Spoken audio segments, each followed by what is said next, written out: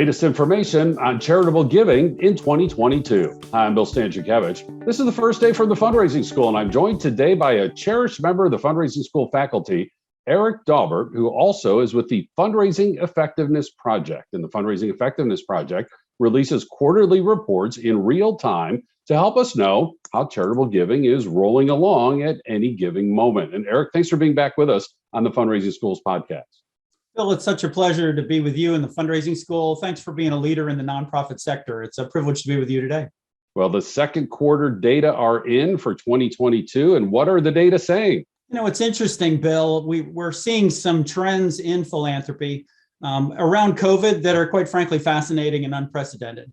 This isn't surprising, but COVID has shifted the landscape of philanthropy in the nonprofit sector. And I think we're seeing evidence of that in our reports.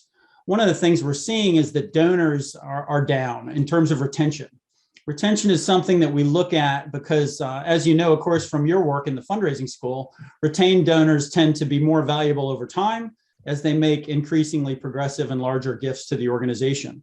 So when donors aren't retained, obviously we spend all this work and all this time and all this energy bringing a donor into our organizational universe, and then ultimately, hopefully, having them make that first gift. What we're finding is that less and less of those donors are being retained over time, which we believe has real concerns for the future of philanthropy in terms of major gifts, forming deep organizational relationships with donors, which has been a tradition of fundraising in the past. And those things can be alarming, obviously, for the future of philanthropy and the present. Now, the good news is, go ahead, Bill. Let me ask you just on that point and then dive deeper into the rest of the report. What is the time frame of comparison? Are you comparing donor retention from the second quarter to the first quarter, from the second quarter of 2022 to the second quarter of 2021? Because where my mind goes, you're right, that is concerning. But maybe there were people in 2020 who just made that one special gift, especially in human services, because they knew of the need. Maybe they did so from their donor advised fund, and we saw huge amounts of money coming out of donor advised funds specifically because of the pandemic. Or folks received their federal checks and they said, well, I still have my full-time job, so I'm going to take that stimulus check and I'm going to donate it to my favorite charity.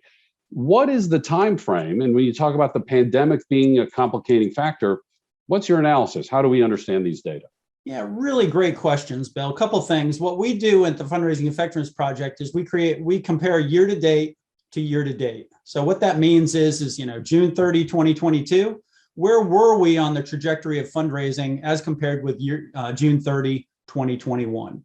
Our goal is to see how we're keeping pace in years past with years past. Now, you ask about COVID, and I think you make some great points. If you look at the years of philanthropy in 2020 and 2021, we had some things like the universal charitable tax deduction. We had things like PPP loans going out where some people donated PPP loans to nonprofits and it did things like that. So there were a lot of anomalies in giving and in our universe in terms of giving in COVID years 2020 and 2021. So that has made, I would argue, nonprofit philanthropic data kind of more wonky than ever because we're comparing with past years that are not always normal. But that being said, what we've seen for consecutive quarters is continued downfall in donor retention. And that's why that number is so alarming. The good news is that dollars have actually kept up because major donors are giving more. So what we're seeing is our bottom level donors are giving less and tending not to give repeatedly to the same organizations. But we are seeing repeated giving at the larger donor levels in terms of increased dollars. So while donors were down 7% year to date, 2022 compared to 2021, dollars were up over 6% year to date.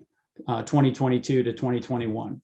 I share that with you to say that large donors are giving more. They're not keeping up with inflation. A few things are, but they are giving more. But our smallest donors, in our report, about 98% of our donors are $500 donors or less. So what that shows is that a lot of those smaller donors aren't giving repeatedly to organizations. And I think a lot of that is on us, and a lot of that is on the environment and on them as well. So let's break that down. Let's talk about the environment. How much of this perhaps is related to the increase in the inflation rate, which hits our lower and moderate income neighbors harder than medium and upper income neighbors? How much of it is we're either in a recession or people think a recession is coming? So we've talked about the pandemic. How much of this do you think is associated with the current economic conditions in the United States? So again, fantastic question. What we've always tried to do at the Fundraising Effectiveness Project is report the data and share the data and show what it is. We're actually the largest public philanthropic database in the world, we believe. And that's according to Giving Tuesday and the Data Commons, who partner with the AFP Foundation for Philanthropy on making this project happen.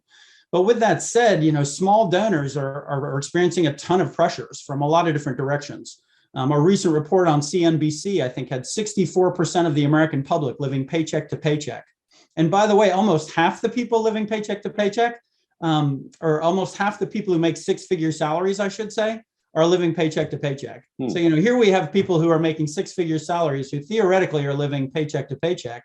Imagine being somebody on the smaller level of income scales in the United States. Imagine how easy it is to live paycheck to paycheck at that level. So with that said, we categorize donors in two of our smallest levels are donors under $100 and donors under $500. That's two of our smaller category levels in the Fundraising Effectiveness Project study report.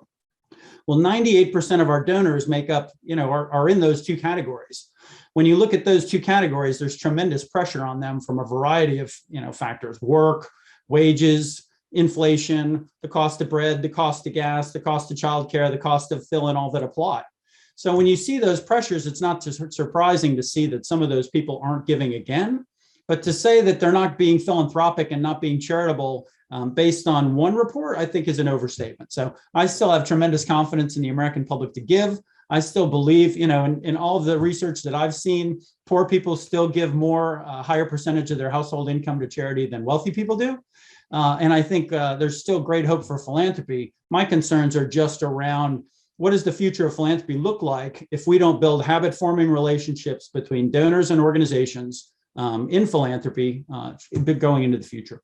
And Erik, that takes us to the second part of a comment you made earlier, where you say there could be these external factors, but there are some things on us as fundraisers. What is on us as fundraisers? As we hear these data, we wonder how, what's left of the pandemic, what's happening with the economy, what's happening in other world events might be affecting our donors, especially those in the low to moderate income ranges. What can fundraisers be doing? So there's a lot that I think we can be doing. And in a recent Association of Fundraising Professionals study, they found that 2 out of 3 donors stopped giving to nonprofits because they didn't think the organization cared about them. And that, to me, is a loud and clear message for nonprofit organizations that we have got to do a much better job of saying thank you than we do of saying please. I think most nonprofit organizations do a very poor organizational effort at saying thank you, especially with small and mid-level donors. If you think about a first-time donor who's given to your organization, magic has happened, as I like to say. They have made a gift to your organization. They have decided to partner with you on your shared values and mission and in changing the world. And we kind of go, it's only a $10 gift. Well, that is the wrong thing to think, because first of all, a lot of wealthy people start off making small gifts to charities and nonprofits to say, hey, how is this relationship going to work and how do they treat me? But also, too, small gifts matter in the context of today, and they even matter more in the context of donor relationships tomorrow. So I think we've got to do a better job at saying thank you than we are of saying please. We also have to do a better job of reporting back to donors about how their gift was used and how it matters. We can do that in a number of different ways. A recent research project out of our NOVA, a conference and organization that you and I both know and love, found that if you treat new donors like the heroes they are, and in your language, you say, thank you, Bill, so much for your gift of $25 to the XYZ nonprofit. You are really a hero to our organization for making that gift. Your gift enables us to do great work, and you are a hero in that story. Thanks so much for being a hero to our organization. Hero, hero, hero. What the research is finding that when you use that type of language with a first-time donor, they are more likely to come back to you than they are if you use language that just talks about your mission and talks about how the $25 was spent. So as we learn things like that through research, and we can apply that as fundraisers to our technology, to our emails that we send, to texts that we may send to donors, to other communications that we may have around donor stewardship, we can hopefully do a better job at retaining them in the future than we have in the past. A couple of other data points to add in. One is we do know that when the inflation rate is higher than 5%, it can have a negative effect on charitable giving. And the data from this report seem to indicate that that's occurring. But what we also know from Giving USA data from one year to the next is that during a recession, after adjusting for inflation, charitable giving goes down by 0.5%. Still goes down, doesn't mean everything's great. Also, it's different by sector, right? We also know during economic downturns, for example, giving to human services goes up quite substantially. So again, it depends on the sector. It depends on your donor database.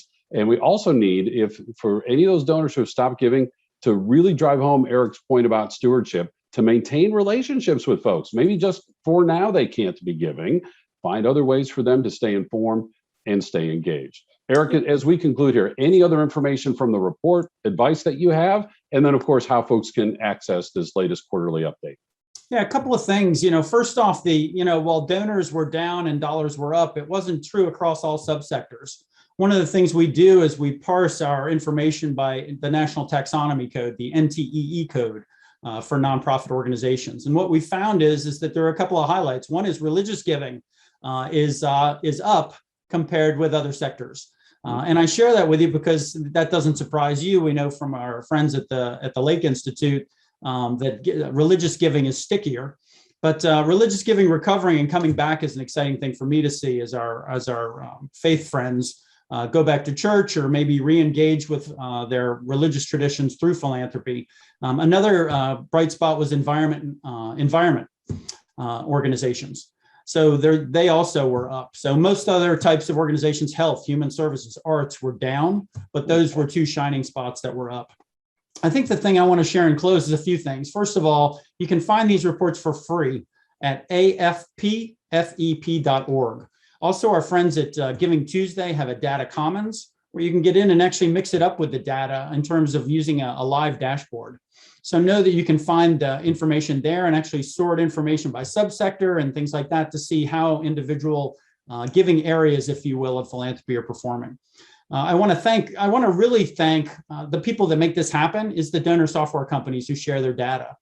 There are some real heroes in our nonprofit sector, and some of these are organizations like Donor Perfect or Keela or Neon One or Bloomerang. These are companies who share their data so that we can get this information, and they share that freely. So it's a beautiful partnership between the for-profit and the nonprofit sector that this data even happens. And it's great that the AFP Foundation for Philanthropy and Giving Tuesday make it work. Again, afpfep.org, you can get the reports for free. And yet another reason why we encourage folks to join your local chapter, the Association of Fundraising Professionals, resources like the Fundraising Effectiveness Project, and other good information to strengthen your fundraising ability, as we also do here at the Fundraising School, where our content is research-based wherever possible. Don't worry, we're going to translate that. We're not going to bring our chi-square tests and our R values. We're going to translate this for practical application. And it's why our alumni meet or exceed their fundraising goals at a rate higher than the national average. And 95% of our alumni report that they have gained confidence to fundraise after attending the Fundraising School. Another key reason why is our talented faculty, people like Erik Daubert, who teach in our public courses, which are available in person and online, either live or recorded. Our custom training, same thing, we can come straight to you with a custom tailor-made course just for your nonprofit, your association, your region, in the United States, anywhere around the world, both in person and online. We have quarterly webinars and of course these free podcasts. And in addition, you can find information about our textbook, Achieving Excellence in Fundraising. It's the 5th edition. Erik's fingerprints are all over it. He's a co-author of the book. And you receive a discount if you purchase through our website, which is philanthropy.iupui.edu/the Fundraising School. So grateful for our producers today, Jennifer Boffman and Mike Anthony. Always great to chat with my good colleague, Erik Daubert. I'm Bill Stanczykiewicz, and now you are now more fully informed on this first day from the Fundraising School.